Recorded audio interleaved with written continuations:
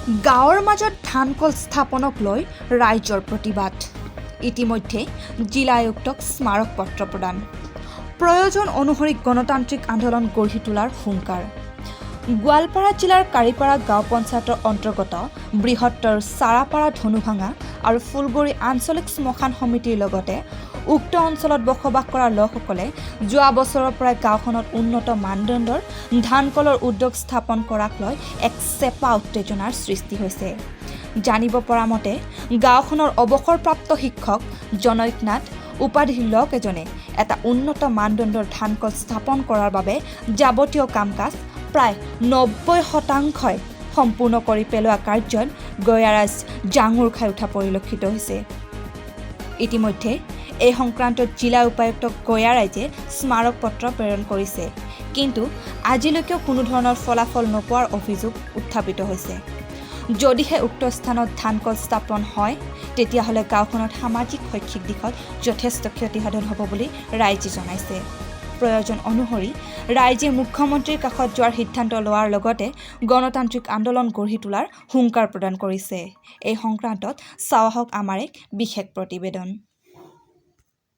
নমস্কাৰ, মই আজি এই নিউজ চেনেলৰ জৰিয়তে সমগ্ৰ অসমবাসী, অসমৰ জনগণ লগতে মাননীয় মুখ্যমন্ত্ৰী ডাঙৰীয়ালৈ আজি মই এটা আহ্বান দাঙি ধৰিব বিচাৰিছোঁ যে মই এতিয়া উপস্থিত আছোঁ গোৱালপাৰা জিলাৰ মাটিয়া ৰাজহ চক্ৰৰ অন্তৰ্গত কাৰিপাৰা গাঁও পঞ্চায়তৰ সাৰাপাৰা গাঁৱৰ মাছমজিয়াত। আজি মই ইয়াত অত্যন্ত দুখেৰে ক'ব বিচাৰিছোঁ যে সাৰাপাৰা গাঁৱৰ মাছমজিয়াত বৃহত্তৰ জনবসতিপূৰ্ণ গাঁও, তাৰ গাঁৱৰ মাজত আজি আপোনালোকে দেখিছে এইটো নামঘৰ। আজি 100 বছৰ অতিক্ৰম কৰা এই নামঘৰটোত আমাৰ ইয়াত ৰাতিপুৱা গধূলি সদায় নাম প্ৰসংগ কৰা হয়। আই মাতৃসকলে ইয়াত সদায় নাম কীৰ্তন কৰে আৰু সেই চাওক এইজন পূজাৰী, এখেতে আজি প্ৰায় 50 বছৰ ধৰি এই মন্দিৰটোত, এই নামঘৰটোত তেখেতে পূজা পাঠ কৰি আহিছে। অত্যন্ত দুখৰ বিষয় যে আজি এই নামঘৰৰ সন্মুখত আজি এজন ব্যক্তিয়ে এই ঘৰৰ সন্মুখত আজি এটা অবৈধভাৱে নে বৈধভাৱে নাজানো এটা বৃহৎ এটা ইণ্ডাষ্ট্ৰী এটা বনাবলৈ যোজনা চলাইছে। আমি আমাৰ সমগ্ৰ ৰাইজবাসী, অঞ্চলবাসী লগতে আমি সংগঠনৰ ফালৰ পৰা এইখন চাওক, যোৱা 19/7/2023 তাৰিখৰ দিনাখন আমি মাননীয় উপায়ুক্ত মহোদয়ক আমি স্মৰণ পত্ৰ প্ৰেৰণ কৰিছিলোঁ।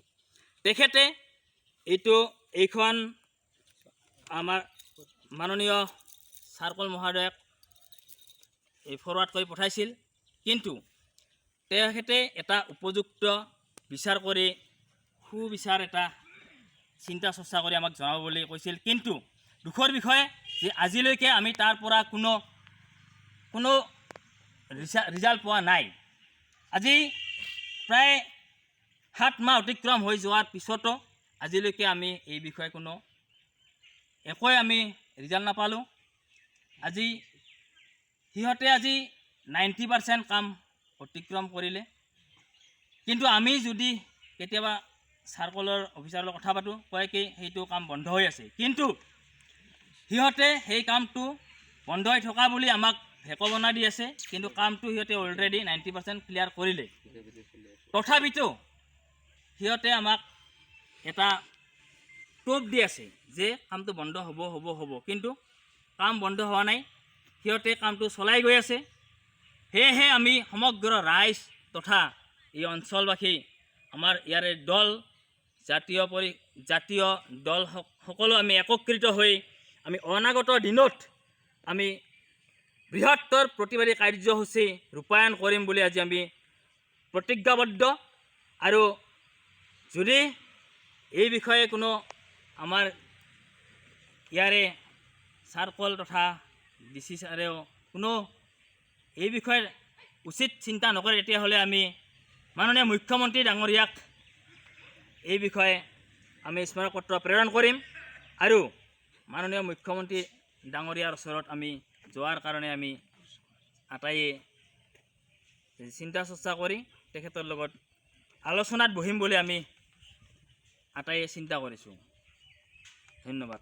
কথা কবি চাওক, ইয়াতে আমাৰ ধানকলটো যিটো ধানকল হৈ আছে, ইয়াৰ পিছত আমাৰ যিটো আমাৰ সমস্যা হ'ব, আমাৰ ইয়াতে ল'ৰা ছোৱালী পঢ়া শুনাৰ কথা আছে আৰু লগতে আমাৰ সন্মুখত মন্দিৰটো আছে।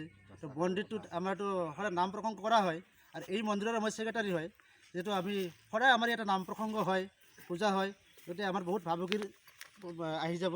আৰু লগতে যিটো আমাৰ ইয়াতে পলিউশ্যন, সিহঁতে মিচিং যিটো চলাৰ পিছত যিটো আমাৰ পলিউশ্যন হ'ব, পলিউশ্যনৰ ফলত আমাৰ গাঁওবাসী বহুত অসুবিধা হ'ব।